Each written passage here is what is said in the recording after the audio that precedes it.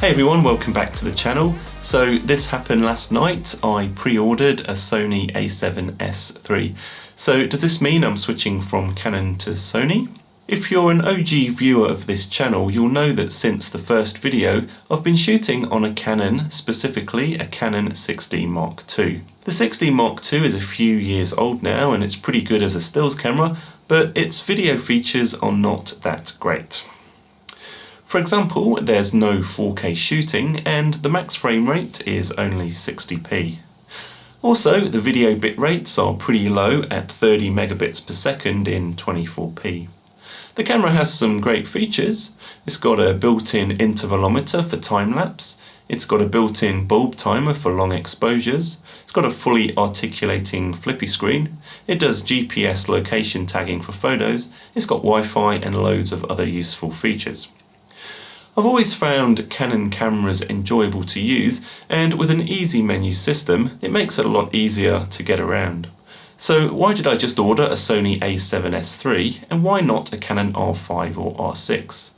First of all, I would love an R5 for landscape photography. The 45 megapixels would be great to have for printing at larger sizes and for cropping in post. But unfortunately my excitement for the R5 has been dashed a bit with the 30-minute hard record limit per clip and of course the overheating. I don't see much point in spending so much money on a camera where the only reliable non-overheating 4K mode is the lower quality 4K mode. Don't get me wrong, it would probably be my own personal landscape photography camera of choice, especially with the new RF lenses that look incredible. The problem I'm trying to solve right now is to improve the technical quality of my filmmaking. Of course, just shooting in 4K won't make my videos automatically better, but there are some videos I want to create that would be a lot harder to shoot on my current 6D Mark II. So I'm going to have a choice to make in the future on the photography side of things, as carrying around two different camera systems and lenses is not that practical. Especially if travelling in the future, I want to keep things light. I could go down the line of the Sony a7R IV and then fully switch to the Sony ecosystem, or maybe Canon will release a video-centric version of the R5 with no 4K overheating limits. In the short term, I've also ordered a Metabones Canon EF to Sony E-mount adapter so I can use the Canon lenses on the a7S III. I've also ordered the 20mm f1.8 to use as a vlogging setup, and when making videos in the field, for the time being I'm going to stick with the 6D Mark II as my main photo camera. I also have some pretty exciting news to share. My current home office studio is pretty small and it's really hard to set up the space to look good as it's pretty cramped. Come with me and I'll show you my new YouTube studio.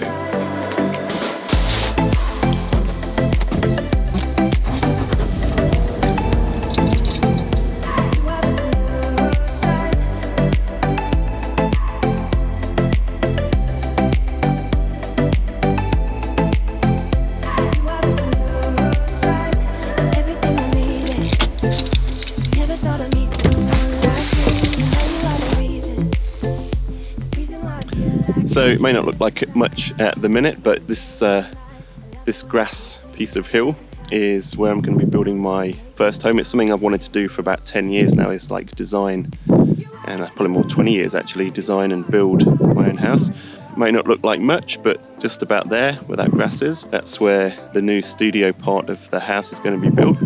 And it's going to feature, it's basically a dedicated studio space and office space. So at the minute it's really hard to actually get the lighting set up how I want in the office that I've got. Not going to reveal too much about what the studio is going to look like or anything yet. If you want to find out more, be sure to subscribe to the channel and see you in a future video. I